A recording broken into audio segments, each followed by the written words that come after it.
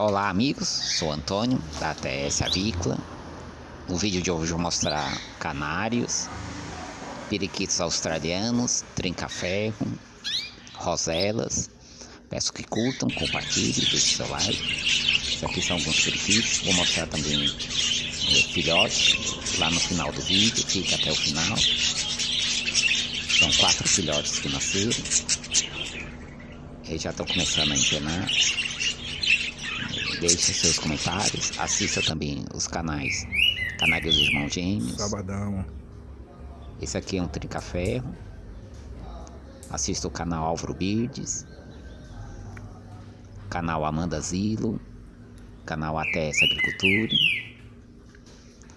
Faça os seus comentários, deixem o like, ative o sininho para saber das novidades. Aproveitar e mandar um abraço para o Manel Lima, o criatório JDN do nosso amigo André. Isso aqui já é as roselas. Criatório JDN, ele cria canários e trinca-ferro. Ele é do Rio de Janeiro.